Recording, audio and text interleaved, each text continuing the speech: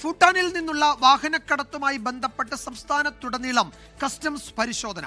നടന്മാരായ പൃഥ്വിരാജ്, ദുൽഖർ സൽമാൻ, അമിത് ചക്കാലക്കൽ തുടങ്ങിയവരുടെ വീടുകളിൽ ഉൾപ്പെടെയാണ് പരിശോധന നടക്കുന്നത്.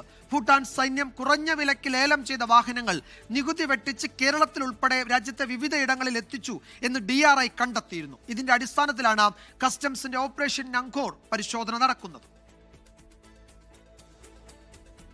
ഭൂട്ടാൻ സൈന്യത്തിലെ ഉന്നത ഉദ്യോഗസ്ഥർ ഉപയോഗിച്ച ആഡംബര വാഹനങ്ങളും കാർഗോ വാഹനങ്ങളും ഇന്ത്യയിലേക്ക് കടത്തിയെന്ന് ഡയറക്ടറേറ്റ് ഓഫ് റവന്യൂ ഇന്റലിജൻസ് കണ്ടെത്തിയിരുന്നു. സൈന്യം കുറഞ്ഞ വിലയ്ക്ക് ലേലത്തിൽ വിറ്റ വാഹനങ്ങൾ ഹിമാചൽ പ്രദേശിലെത്തിച്ച് രജിസ്ട്രേഷൻ നടത്തി ഉയർന്ന വിലയ്ക്ക് മറിച്ചുവിറ്റു.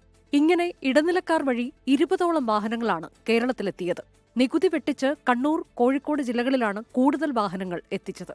കൊച്ചിയിൽ നടന്മാർക്ക് വാഹനം നൽകിയതും ഇടനിലക്കാരാണ്. ദുൽഖറിന്റെ കൊച്ചിയിലെ വസതികളിലും നടൻ അമിത് ചക്കാലക്കലിന്റെ വീട്ടിലും ഉദ്യോഗസ്ഥർ പരിശോധന നടത്തി. ദുൽഖറിന്റേത് നിസൻ പാട്രോളും അമിത് ചക്കാലക്കലിന്റേത് ടൊയോട്ട പ്രാഡ വാഹനവുമാണ്. സാമ്പത്തിക ഇടപാടുമായി ബന്ധപ്പെട്ട പരിശോധനയാണ് പൃഥ്വിരാജിന്റെ കൊച്ചിയിലെയും തിരുവനന്തപുരത്തെയും വസതികളിൽ നടന്നത് എന്നാണ് വിശദീകരണം. കൊച്ചിക്ക് പുറമെ തിരുവനന്തപുരം, കോട്ടയം, മലപ്പുറം, കോഴിക്കോട്, കണ്ണൂർ ജില്ലകളിൽ വാഹന ഷോറൂമുകളിലും വ്യവസായികളുടെ വസതികളിലും പരിശോധന നടന്നു. കസ്റ്റംസിൽ നിന്നാണ് ഒരു റൈഡ് ഉണ്ടെന്ന് പറഞ്ഞു. ഞാൻ ഓക്കെ, നമ്മൾ സഹകരിച്ചു കൊടുത്തു. എല്ലാ സാധനങ്ങളും കൊടുത്തിട്ടുണ്ട്. A to Z കൊടുത്ത് അവർ ചെക്ക് ചെയ്ത് അവർ ഓക്കെയാണ്. കേസിൽ മോട്ടോർ വാഹന വകുപ്പും വിശദമായ അന്വേഷണം നടത്തും. 24 കൊച്ചി.